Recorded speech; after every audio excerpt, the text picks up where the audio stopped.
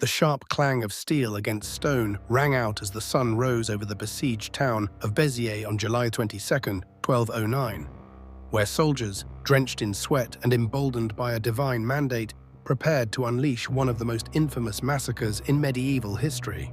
Dust clouded the air as the Crusader army, driven by both religious zeal and promises of indulgence, encircled the city, determined to crush what they believed to be heresy at its root. At the center of it all stood Arnaud Amalric, the papal legate whose name would echo through the centuries as a symbol of uncompromising authority and ruthless devotion. Amalric, surveying the chaos from a vantage point, was no ordinary cleric. He was a man who had risen to prominence through a combination of intellect, ambition, and unshakable faith, a man whose words and decisions would become inseparable from the bloodshed that followed. Yet as the gates of Béziers fell and the city was engulfed in flames, one cannot help but wonder what thoughts passed through the mind of this monk-turned crusader. Was he a mere instrument of the church, executing orders without question, or did he see himself as an agent of divine justice, acting with grim purpose? To understand the fervor that drove Arnaud Amalric and his contemporaries, it is essential to delve into the religious turmoil of 13th century Europe, a time when the unity of Christendom was perceived as both a sacred ideal and a fragile reality. In the south of France, particularly in the Languedoc region, a Christian sect known as the Cathars had gained significant traction, challenging the authority of the Roman Catholic Church with their alternative doctrines and rejection of established norms. The Cathars, whose beliefs were rooted in dualism, posited that the world was a battleground between two opposing forces, a benevolent God of spirit and a malevolent creator of the material world. This belief system led them to reject much of the Church's teaching, including the sacraments, the veneration of saints, and the structure of the clergy itself, which they viewed as corrupt and worldly. Their simple ascetic lifestyle, combined with their rejection of wealth and power, attracted followers from all walks of life, including nobles and peasants, men and women alike, creating a movement that the Church could not ignore. The rise of the Cathars posed a dual threat, both spiritual and political, as their influence undermined the Church's claims to universal authority and weakened the feudal bonds that tied the region to Catholic monarchs and the papacy.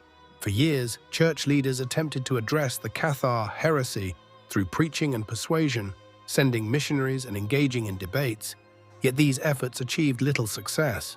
By the late 12th century, frustration within the Church had reached a boiling point, leading Pope Innocent II to declare that more forceful measures were necessary.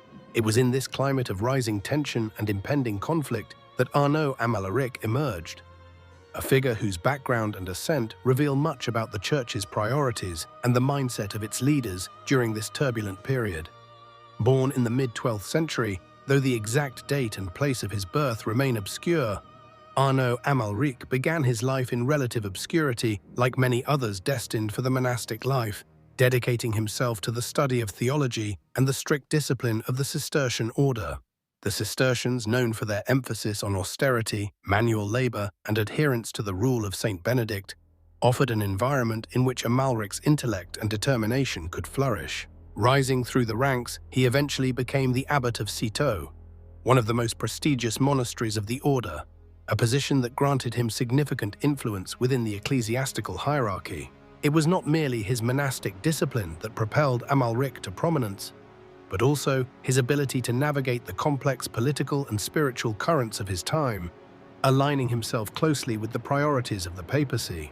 At a time when the Church sought leaders who could act decisively, defend orthodoxy, and enforce papal authority, Amalric stood out as a man of unwavering conviction and sharp administrative skill. His appointment as papal legate and spiritual leader of the Albigensian Crusade was not simply a recognition of his religious devotion, but also a testament to his reputation as a man capable of executing the Church's will with precision and resolve. Amalric's rise coincided with a period in which the Church was consolidating its power, both spiritually and politically, seeking to stamp out dissent and assert its dominance over all aspects of medieval life. His role as a legate placed him at the forefront of this effort, granting him authority not only to preach and organize, but also to command armies, a responsibility that blurred the lines between the sacred and the profane.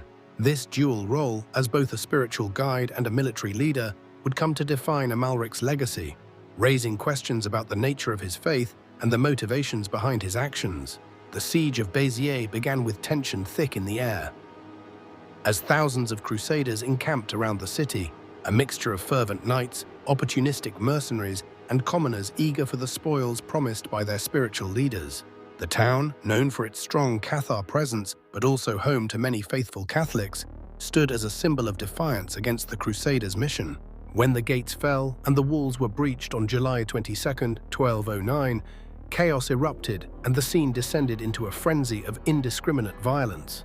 It was in this moment of uncertainty and tumult, as the Crusaders stormed into the city, that Arnaud Amalric reportedly uttered the words that would echo through history: "Cedite eos, novit enim dominus qui sunt eos," translated as "kill them all, for God knows which are his own." The phrase encapsulates the merciless ethos of the campaign and has come to symbolize the indiscriminate brutality of religious warfare in the medieval period. Within hours, Béziers was reduced to a charnel house, its streets running red with blood as fires consumed homes, churches, and marketplaces.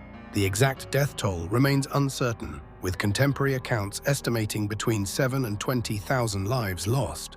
Amalric, in a letter to Pope Innocent III, would later boast of the victory, writing, "Nearly 20,000 of the citizens were put to the sword." Regardless of rank, age, or gender, Arnaud Amalric's command, whether literal or apocryphal, remains a stark reminder of how faith and power can be used to justify the most heinous actions.